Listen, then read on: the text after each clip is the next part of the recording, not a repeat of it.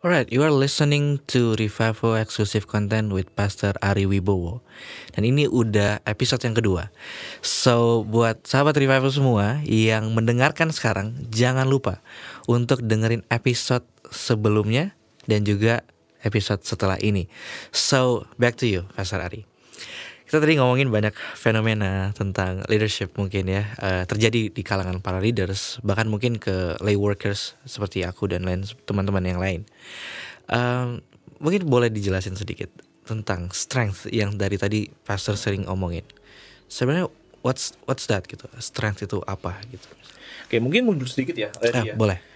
Karena waktu bicara tentang leadership adalah ini bukan soal, dalam konteks ini bukan soal position ya, Right. tapi soal function.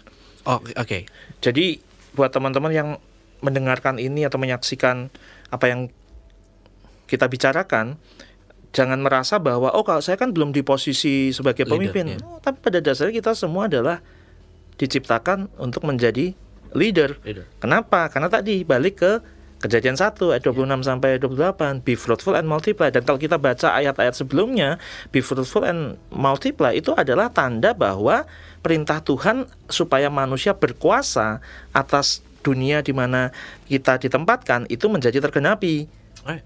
Iya kan? Jadi berkuasa itu bukan menguasai untuk mengintimidasi, eksploitasi untuk kepentingan diri tidak, tapi supaya be fruitful and multiply, yaitu expand the kingdom of God di muka bumi ini.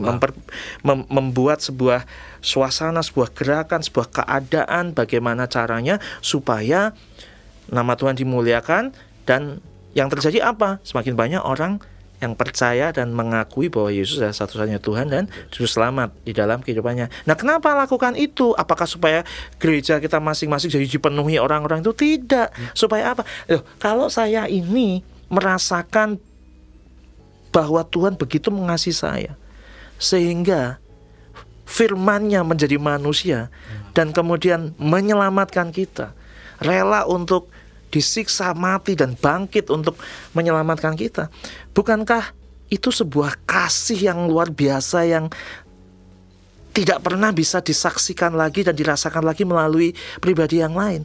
Nah, kalau saya merasakan kasih itu dan kehidupan saya diselamatkan, ya sudah selayaknya saya ingin orang lain mengalami hal yang sama. Betul apa tidak? Betul. Bukan untuk kepentingan saya, bukan untuk kepentingan organisasi saya, bukan supaya mereka jadi rajin ke gereja di mana saya melayani, atau rajin ke komunitas Kristen di mana saya melayani, atau jadi rajin semakin sering download revival dan kemudian makin itu sudah implikasi yang terjadi secara otomatis. Pada saat seseorang mengalami dan merasakan bahwa Tuhan itu begitu mengasihi dia dan dia pengen mengenal pribadi yang mengasihi dia itu semakin lebih dalam, itu sudah pasti yang terjadi. Tapi tujuannya selalu adalah bahwa saya lakukan ini adalah karena Tuhan.